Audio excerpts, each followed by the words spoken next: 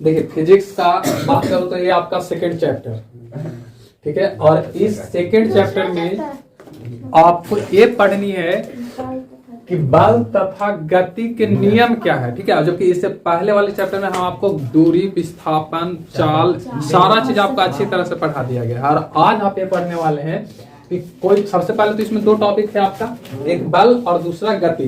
तो first of all हम लोग बल जानेंगे, उसके बाद गति के नियम पढ़ेंगे, जिसमें आपको 3 तरह का नियम दिया जाएगा, फर्स्ट, सेकेंड और थर्ड लॉ।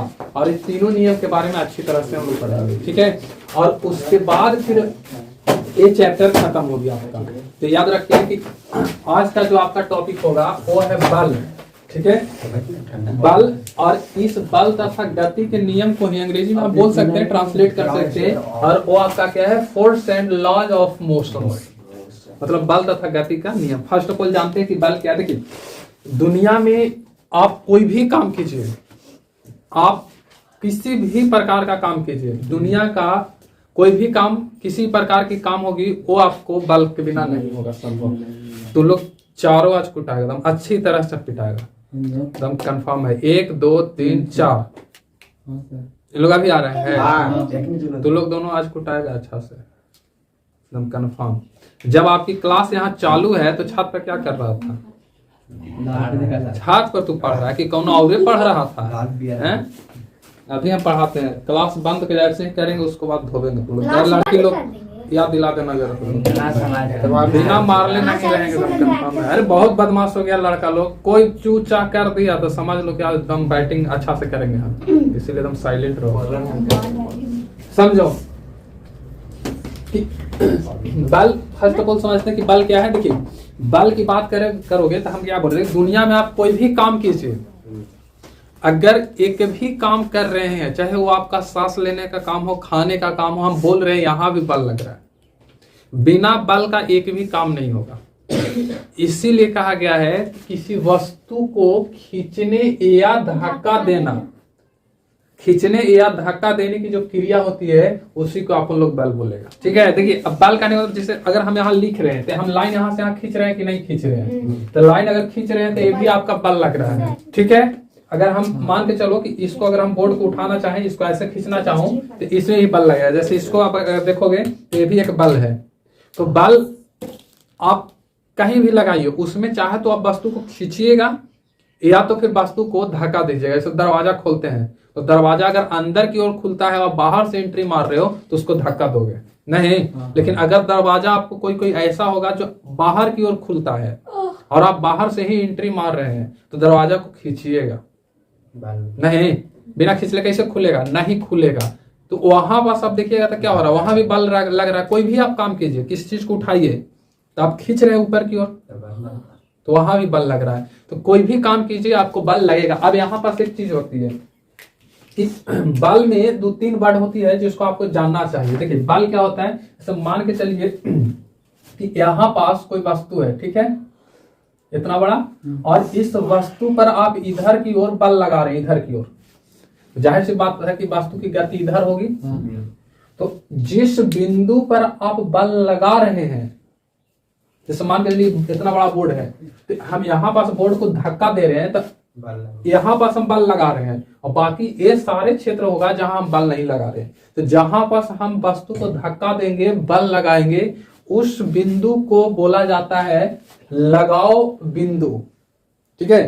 किसी भी वस्तु के जिस बिंदु पर हम लोग उसको धक्का देंगे या खींचेंगे, उस बिंदु को लगाओ बिंदु बोला जाता है। और आप इसको ऐसा समझ सकते हो कि अगर इस बिंदु पर हम इतना बड़ा, इसको और बड़ा करते हैं, इतना बड़ा कोई वस्तु है और इस वस्तु पर हमने यहाँ पास बल लगाया है, ठीक है, यहाँ पास, तो ये वाला जो बिंदु होगा ना, ये बिंदु आपका कहलाएगा ये लगाओ बिंदु। इसको बोलेंगे लगाओ बिंदु, लगाओ बिंदु, ठीक है। समझिए ध्यान से कि वैसे बिंदु जिस पे हम लोग बल लगाते हैं वह बिंदु आपका लगाव बिंदु कहलाती है। और बल लगाएंगे तो जाहिर सी बात है कि वस्तु आगे की ओर भागेगा, या तो फिर उसको खींचेंगे तो पीछे की ओर भागेगा। और ये भी हकीकत है कि वस्तु ऐसे ऐसे करते करते नहीं भागेगा, क्योंकि अगर ऐसे करेगा तो इसका अर्थ ये न हुआ कि हम एक ऊपर बल लगा रहे हैं, एक नीचे लगा रहे हैं, फिर इस तरह से। तो अगर किसी वस्तु को आप अपनी ओर खींच रहे हैं तो सीधी रेखा में आएगा।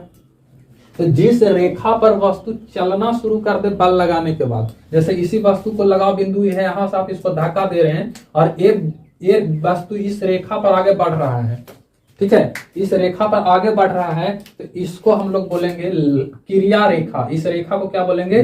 क्रिया रेखा। क्रिया रेखा मतलब कि वैसी रेखा जिसपे कोई वस्तु बल लगाने के बाद चलने लगे, वो आपको क्रिया रेखा कहलाता है। जैसे छोटा छोटा बच्चा को पढ़ने नहीं जाता है तो अगर मम्मी धार के बरियारे खींच के स्कूल ले जाते हैं, तो बताओ तो कि जिस पे खिंचाता है लड़का, वो उसका क्रिया रेखा होता है, वो उसका क्रिया रेखा होता है। छाठ में देखी होगी, वो कंधा पर ऐसे रख करके गमछा लोग वो नीचे लोराइले चलता है, वो जो रेखा खिंचा रहा है ना, वो आपका क्रिया रेखा होगा। साइकिल आप चला रहे हैं, साइकिल आप रोड पर नहीं चलाइए, किसी धूरी वाले जगह पे चलाइए, उसकी टायर का निशान उसका क्रिया रेखा हो जाएगा। समझ में आ रही बात? मतलब जिसपे वस्तु चलने लगे, ठीक है, बल लगने के बाद चलने लगे, बताइए तो उस साइकिल चलाते वक्त साइकिल का लगाव बिंदु कहाँ होगा? पंडिल होगा, क्योंकि हम लोग बल कहाँ लगाते हैं? पंडिल पे लगाते हैं। और जब पंडिल पे लगाते हैं तब उस पंडिल को, जहां मतलब पंडिल तो आप सबको ही देखे होगा, ऐसा थोड़ा है, तो उस पंडिल को क्या बोलेंगे? लगाव बिंदु, हैंडल इसको, ठीक है। और पंडिल जो पैरवा से चलता है उसको पैंडिल बोला जाता है। तो देखिए समझिए, क्रिया रेखा क्या होता है? तो जिसपे आप वस्तु को वस्तु पर बल लगा रहे हैं और वो वस्तु जिस रेखा पर चलने लगे, वो रेखा क्या कहलाती है? क्रिया रेखा। उसको हम लोग बोलेंगे एक्शन लाइन या लाइन ऑफ एक्शन। इसको लाइन ऑफ एक्शन बोलते हैं, उसको क्रिया रेखा बोला जाता है। तो वस्तु में दो चीजें होती है। एक चीज और समझिए कि अगर आप वस्तु पे बल लगा रहे हैं तो किसी निश्चित डायरेक्शन में आप लगाइएगा। जैसे मान के चलो कि इसको हम इधर की ओर बल लगा रहे हैं, ठीक है, तो इधर की ओर बल लगा रहे हैं तो हमारी डायरेक्शन किधर है? इधर हुआ बल लगाने का। ऐसा थोड़ा कि इधर लगा रहेंगे तो वस्तु इधर भागे लगेगा, एक निश्चित डायरेक्शन में भागेगा। जब वस्तु की एक निश्चित डायरेक्शन होती है तो आपको पता है कि जिस वस्तु में कुछ नहीं होता है उसका परिमाण तो एकदम गारंटी होगा। और परिमाण के साथ साथ यदि वस्तु में दिशा आ जाए, यदि वस्तु में दिशा आ जाए तो उसे हम लोग सदिश बोलते हैं। तो अगर सदिश बोलते हैं तो आप खुद ही समझिए तो कि हम वस्तु को इधर धक्का दे रहे हैं तो वस्तु इधर की ओर गमन करेगा, तो इसकी एक निश्चित डायरेक्शन है। तो निश्चित डायरेक्शन है तो बताइए कि बल कैसा राशि? सदिश राशि, ठीक है। तो बल को आप बोल सकते हो कि बल एक सदिश राशि है, ठीक है। बल कैसी राशि है? तो बल, हाँ, बल का याद रखिएगा सूत्र होता है फोर्स, संकेत होता है फोर्स। बल को सिंबलिकली हम लोग एफ से डिनोट करते हैं। और यह एक सदिश राशि है, सदिश राशि है। और एक चीज और याद रखिएगा कि वस्तु का ऐसा मात्रक न्यूटन होता है, ठीक है। न्यूटन, बल का, वस्तु नहीं, बल का ऐसा ही मात्रा क्या होता है आपका? न्यूटन होता है। और न्यूटन जो है ना, रियली ने साइंटिस्ट का नाम है। और साइंटिस्ट का नाम, किसी भी साइंटिस्ट के नाम अगर रहता है और उसी नाम से ऐसा ही मात्रक तैयार हो जाता है तो उसे हम लोग कैपिटल लेटर में लिखते हैं, ठीक है। तो बल का ऐसा ही मात्रक जो हो जाएगा वो आपका न्यूटन होगा, कैपिटल वाला। आप स्मॉल एन नहीं लिख सकते हैं, आप स्मॉल एन नहीं लिख सकते। एक चीज और समझिए आप पास कि आपको ये जानना है कि कोई वस्तु का ऐसा ही मात्रक साइंटिस्ट के नाम पर है या ऐसे ही है, तो आप पहचान सकते हैं। यदि साइंटिस्ट के नाम पर होगा तो उस मात्रक का पहला लेटर जो होगा कैपिटल होगा। पहला लेटर क्या हो जाएगा? कैपिटल हो जाएगा। जैसे यहाँ पर देखिए न्यूटन, तो न्यूटन बड़ा में लिखाता है, छोटा में नहीं लिखाता। जब बड़ा में लिखाता है इसका मतलब है कि वो साइंटिस्ट का नाम होगा। आप एम्पियर ले लीजिए, विद्युत धारा का ऐसा ही मात्रक एम्पियर होता है। ए आपका बड़का में लिखाता है तो वो भी आपका साइंटिस्ट का नाम है, एम्पियर। एम्पियर वो आपको जब विद्युत चैप्टर पढ़ाएंगे क्लास 10 में तब हम आपको बताएंगे, ठीक है। तो यहाँ पास ए क्या थे? एन माने न्यूटन, इसको हम लोग पढ़ेंगे न्यूटन, जो कि साइंटिस्ट है, वैज्ञानिक है। आपको जब बल तथा गति का नियम जब पढ़ाएंगे तो उसमें 3 नियम आएगा जो इन्होंने ही दिया था, ठीक है। इसमें गैलीली भी आएंगे साइंटिस्ट के रूप में। तो इसमें आपको समझ लेना चाहिए कि बल क्या है। तो बल एक प्रकार का धक्का या खिंचाव है। बल जिस बिंदु पर लगता है उस बिंदु को लगाव बिंदु कहते हैं। जिस रेखा पर वस्तु गतिशील हो जाए उस रेखा को क्या बोलते हैं? क्रिया रेखा बोलते हैं। यहाँ तक क्लियर? चलिए अब देखिए, किसी वस्तु में बल लगा करके हम लोग क्या क्या कर सकते हैं, ठीक है। किसी वस्तु में बल लगा करके हम लोग क्या क्या कर सकते हैं, तो उसको समझिए कि यदि आप किसी वस्तु पर बल लगाते हैं तो लगाने के बाद आप क्या क्या कर सकते हैं, यानी कि बल लगाकर किया जाने वाला कार्य क्या क्या हो सकता है। तो आपको हमेशा याद रखना चाहिए कि किसी वस्तु में बल लगाकर उसकी चाल में परिवर्तन कर सकते हैं। चाल में हम लोग परिवर्तन कर सकते हैं। जैसे आप दौड़ रहे हैं, धीरे धीरे अगर और बल लगाइएगा तो आपकी स्पीड और बढ़ जाएगी, आपकी चाल बढ़ जाएगी। आपको अगर मान के चलिए कि आप धीरे धीरे चल रहे हैं, आपके पीछे कोनो कुत्ता लग गया, उस समय आपके अंदर से एनर्जी जागेगा और विपरीत में भागोगे। समझ में आ रहा बात? वहां पास गड़बड़ हो जाता है। तो बताइए कि वहां पास भी बल ज्यादा लग गया कि नहीं, और ज्यादा बल लगेगा तो जाहिर सी बात है कि उसमें क्या होगा, वेग उसकी चाल में परिवर्तन हो जाएगा। जो धीरे धीरे चल रहा था वो फास्ट होगा। किसी वस्तु को लड़का लोग बोल रहे तू पीछे आ गया, प्रसादी पूरा बांट रहा है, तो देखो विपरीत में भागेगा, वहां पास उसका बल ज्यादा हो जाएगा, वो वस्तु स्पीड से हो जाएगा, तो वहां पास आपकी चाल क्या हो जाती है, बढ़ जाएगी। तो हम लोग बल लगा करके क्या कर सकते हैं, वस्तु की चाल में परिवर्तन कर सकते हैं। दूसरी बात, गति में परिवर्तन, सॉरी दिशा में परिवर्तन कर सकते हैं। दिशा समझ में आ रहा है? तो अगर आप दिशा की अगर बात कीजिएगा तो जैसे देखिए आप साइकिल चला रहे हो, सीधा साइकिल चला रहे हो, आप बल नहीं लगाओगे तो क्या लगता है कि आपकी साइकिल का हैंडल इधर मुड़ जाएगी? कहीं नहीं मुड़ेगा, कभी नहीं मुड़ेगा। तो आप जब ऐसे चल रहे हो, सीधा स्ट्रेट चल रहे हो, और आप बल लगा करके बाएं मुड़ना चाहते हो तो बाएं मुड़ सकते हो। देखता है नहीं लोग साइकिल चलाता है तो पूरा लहरिया कट मारेगा, सुई सुई ये नहीं पार करता है, और खास करके वहां जरूर मारेगा ये सब पूरा पहुंचल फकीर है, ठीक ना, वहां पास आपको जरूर मिल जाएगा। तो बताओ तो कि बिना बल लगाए लहरिया कट हो जाता है? कभी नहीं होगा। वहां पास क्या हो जाएगा, वहां पास क्या होगा, देखिए मैया बजाओ कितना। तो यहाँ पास देखिए अगर बात करें हम लोग तो वहां पास भी क्या कर सकते हैं, वास्तु के डायरेक्शन बदल सकते हैं। जैसे मान के चलो इसको एग्जांपल से समझ लेते हैं कि मान लीजिए कि यहाँ पास कोई पहले से रुकावट है, ठीक है, और इधर से कोई वस्तु जा रहा है, यहाँ टकरेगा तो या तो टकर करके चाहे तो पीछे लौटेगा, या वो ऐसा चीज होगा तरल तो यहाँ से कैरी काट लेगा, ऐसे नहीं काटेगा, और यहाँ से निकाल करके भाग जाएगा। तो बताइए तो कि पत्थलवा इसके बल लगाया होगा तब ना इसे गया, नहीं, तो वहां पास दिक्कत हो जाती है। जैसे आप ही के रास्ता में अगर कोई रुकावट आ जाए तो आप उसकी जगह चेंज करके निकल जाते हैं कि नहीं, तो क्या कर सकता है, गति के दिशा में परिवर्तन ला सकता है। कौन? बल। आवाजों में परिवर्तन ला जाता है बल। जैसे अभी देखो छुट्टी होगा ना तो दो व्यक्ति क्या करेगा, बल लगावेंगे, एकदम भयंकर बल लगा देंगे, और देखना फिर आवाज कैसन होगा। उसके बाद देखिए आकृति में भी परिवर्तन कर देता है। आकृति में परिवर्तन कहने का मतलब देखिए एकदम इसका बेस्ट एग्जांपल, आप बैलून फुला लीजिए, उसको जाती है, क्या उसकी आकृति में परिवर्तन नहीं होता है? 100% होता है।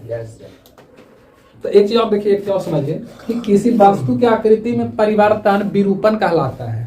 विरूपण मैंने बिगाड़ देना।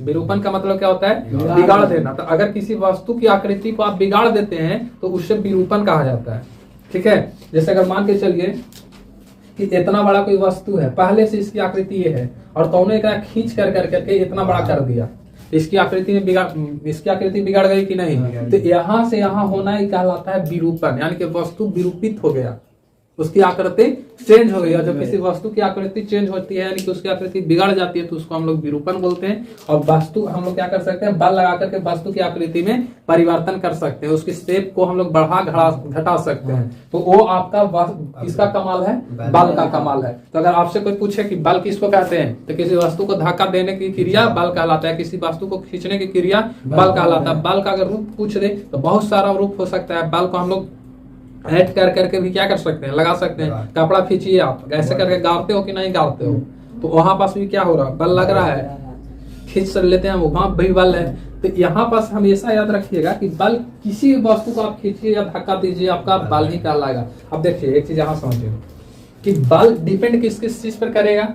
तो बल आपको डिपेंड करता है कि उस वस्तु की त्वरण कितनी है, और त्वरण हम पढ़ा चुके हैं आपको कि वेग में परिवर्तन की दर को त्वरण कहते हैं, और वो निर्भर करता है कि उस वस्तु का मास कितना है। मास समझ में आ रहा है? मास फिल्म नहीं, मास का मतलब क्या है, किलो के। समझ में आ रही बात? देखते हो कभी लड़का और लड़की की तुलना में लड़का आपका ज्यादा वजनदार होता है, तो इसीलिए देखना कि कभी भी लड़का और लड़की टकरेगा ना तो लड़की ही रोवेगा, लड़का ना रोवे। हाँ, छोटकन से टकार जाएगा तो वो अलग बात है, समझ में आ रहा है? मतलब सेम एज में कोई भी लड़की अगर होगी ना, तो अगर मान के चलिए अभी आप 9th क्लास में, तो मोस्ट ऑफ देम लड़की बहुत हार्डली 30 न 32 kg, और लड़का मेरे ख्याल से अगर ठीक ठाक है तो 40 kg के आसपास मिलेगा। तो बताइए तो कि अगर दोनों में बल लगाने की बात आए तो ज्यादा बल कौन लगाएगा?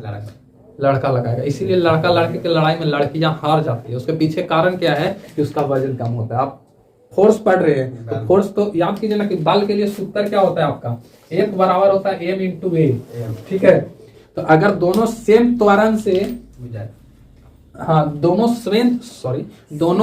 सेम त्वरण उत्पन्न करेगा तो बताइए ना कि यहाँ पर उसका फैसला करने वाला कौन होगा, मास होगा।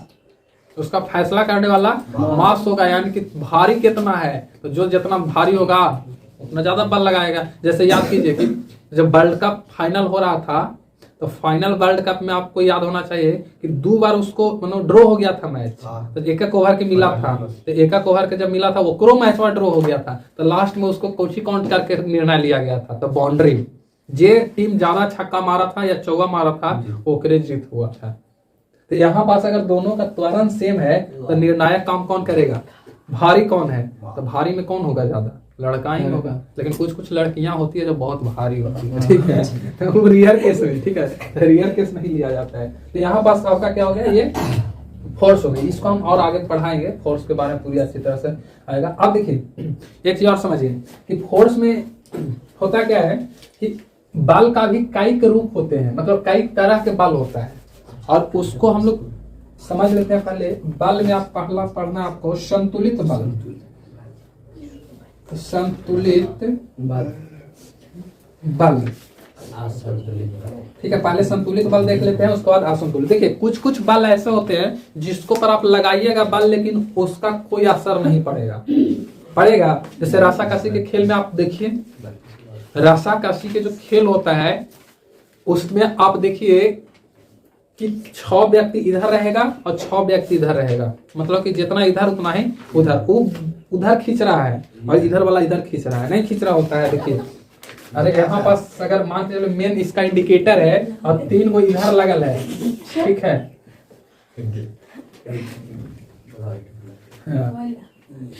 हाँ 3 को इधर लगल है। तो अगर 3 को इधर लगल है तो बताइए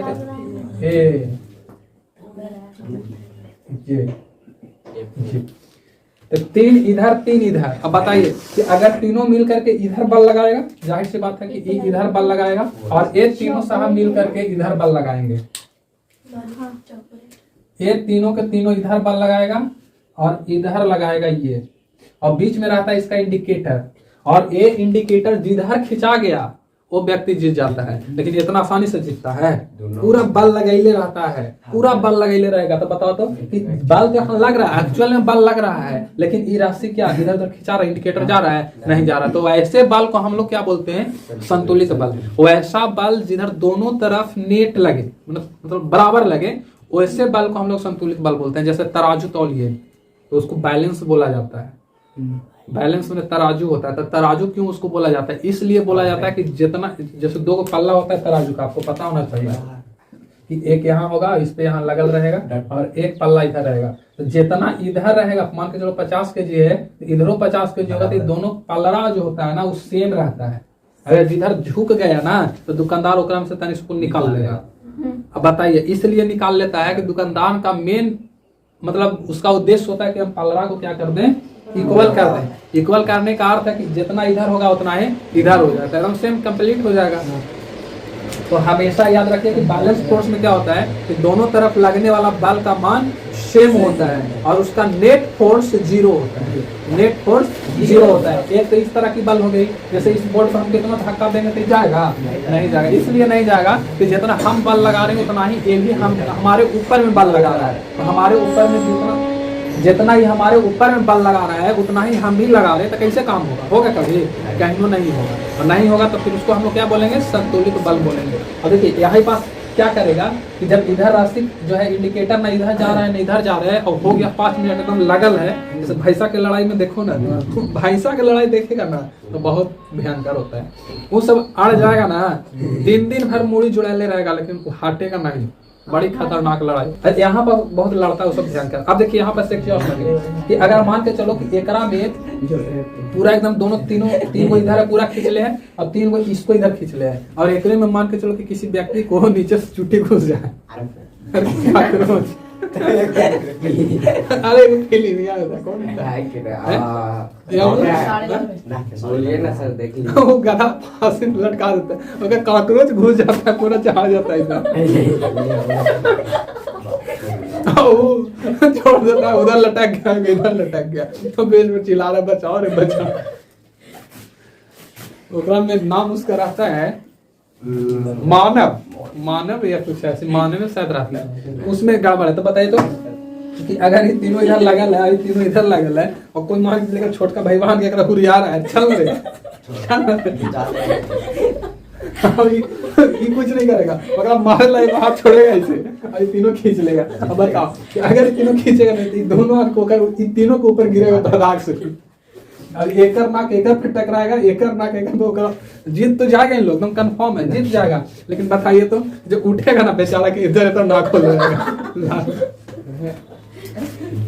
बताइए कि एकर नाक जो है ना, नाक नहीं नदोला हो जाएगा, यहाँ पर बड़ा भयंकर होगा। तो बताओ तो यहाँ पर देखो, अगर देखोगे तो यहाँ पर हुआ क्या है, सुन यहाँ पर हुआ क्या है कि यहाँ पास देखोगे ना तो रियली में जो बल संतुलित लग रहा था, अब एक को टिक काट दो, अब एकर बल का मान बढ़ गया, तीनों भदाक से निकल ऊपर गिरेगा, और गिरेगा तो फिर ऐसी स्थिति में बताइए संतुलित की असंतुलित?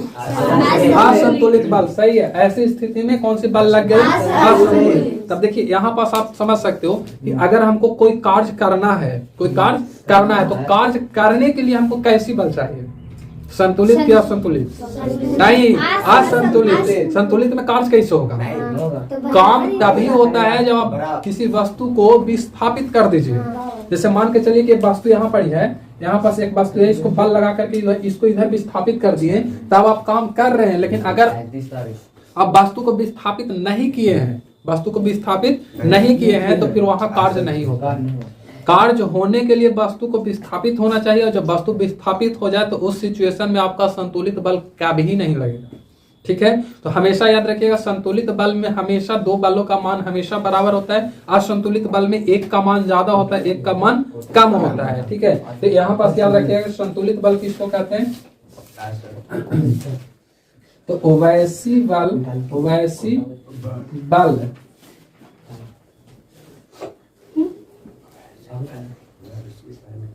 वैसी बल जिसमें दोनों बलों का मान बराबर हो, दोनों बलों का मान बराबर हो, बराबर। ठीक है, एक चीज और, इस संतुलित बल से कभी कार्य नहीं होता है। तो आप एक चीज यहाँ लिख सकते हो कि वैसी बल जिस बल से कोई कार्य ना हो, संतुलित बल कहलाता है। और जो बल से आप कार्य नहीं कर सकते वैसी बल को संतुलित बल कहेंगे, और जो व्यक्ति कार्य नहीं करता है उस व्यक्ति को कोढ़िया बोला जाता है। समझ में आ रहा बात? तब देखो यहाँ पास रियलिटी है ना कि अगर साइंस के अनुसार देखा जाए ना, तो कितनो ताकतवर वस्तु व्यक्ति होगा ना, तो अगर लोग कोढ़िया कह देगा, नहीं कह देगा। जैसे आप लोग मान के चले कि 5, 6, 7, 10 वो जितना भी व्यक्ति है, सब आन कर करके बल को धक्का, दीवार को धक्का दोगे, गिरेगा? देखा मतलब आप लोग भी कोढ़िए हैं।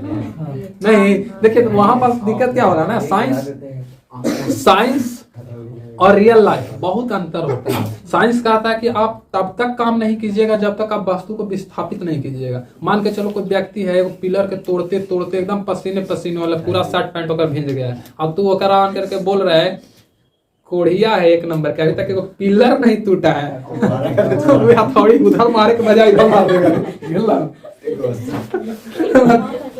अरे एक तुम खुदे परेशान है व्यक्ति तोड़ते तोड़ते, तो कह रहा है कोढ़िया है।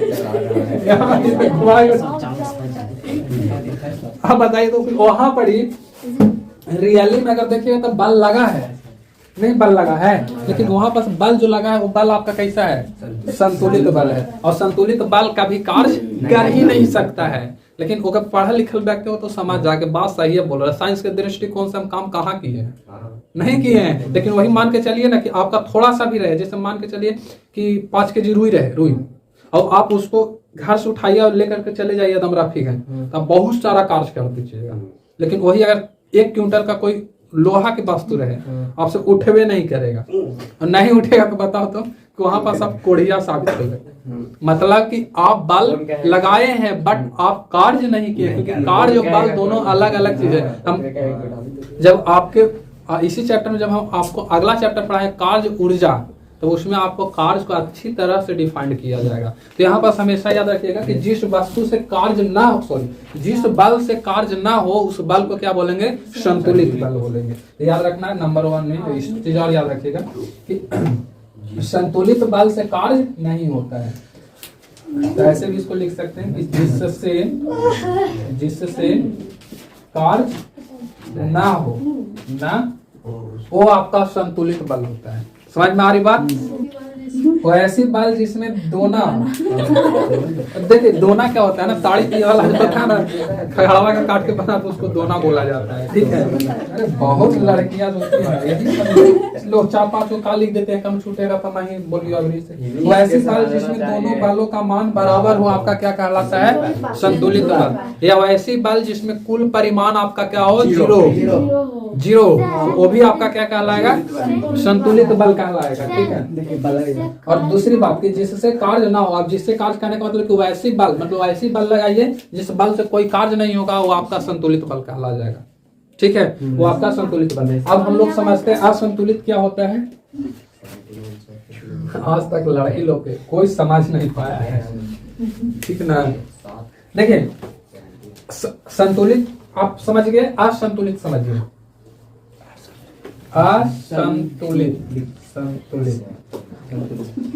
असंतुलित को बल को क्या कहेंगे? तो वैसी बल जिससे कोई काम संभव है। अगर आपसे पूछ दे कि हम लोग कोई भी काम किस बल के कारण करते हैं, तो बताइए असंतुलित बल। सही है, असंतुलित बल के कारण ही हम लोग कोई काम कर पाते हैं। अगर संतुलित बल ला के तो तुम कुछ भी कर लो, काम नहीं होगा जब तक कि उसको आप असंतुलित नहीं बनाइएगा। ठीक है, तो यहाँ पर देखिए तो असंतुलित बल क्या होता है?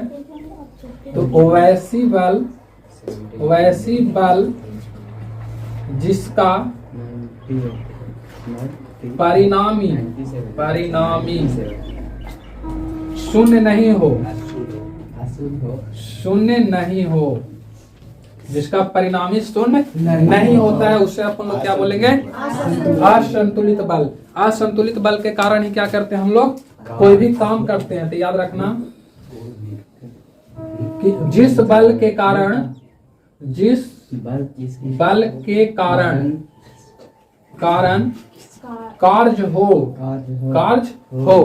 कार्य हो उसे आप क्या बोलेंगे? असंतुलित बल। समझ में आ रही बात? संतुलित बल क्या है, असंतुलित बल क्या है? तो संतुलित फिर से रट लो, एकदम ऐसा याद करो कि जिंदगी भर याद रहे। ठीक है, संतुलित बल वैसी बल जिससे कार्य संभव नहीं है। असंतुलित बल वैसी बल जिससे हम लोग कार्य कर सकते हैं। संतुलित बल जिसका परिणामी शून्य होता है, असंतुलित बल जिसका परिणामी शून्य नहीं होता है, वो आपका असंतुलित बल होता है। समझ में आ रही बात? तो यहाँ पर से रट लीजिए, बल किसको कहेंगे? तो किसी वस्तु को धक्का देने या खींचने की क्रिया बल कहलाती है। बल से हम लोग क्या कर सकते हैं? तो बल से वस्तु की चाल बदल सकते हैं, दिशा बदल सकते हैं, विरूपित कर सकते हैं। ठीक है, बल के जिस वस्तु के जिस बिंदु पर हम लोग बल लगाते हैं उस बिंदु को लगाव बिंदु कहते हैं। लगाव बिंदु बल के कारण वस्तु जिस रेखा पर क्रिया करेगा उसे क्रिया रेखा बोलते हैं। यहाँ तक क्लियर? इससे ज्यादा तो हम कुछ बताएं ही नहीं। मुख्य रूप से अगर देखा जाए तो आपका यही चीज है। इसके बाद फिर हम लोग को पढ़ना है बल तथा गति का नियम में आएंगे, उसके बाद फिर हम लोग को पढ़ना है। ठीक है, तब पहले इसका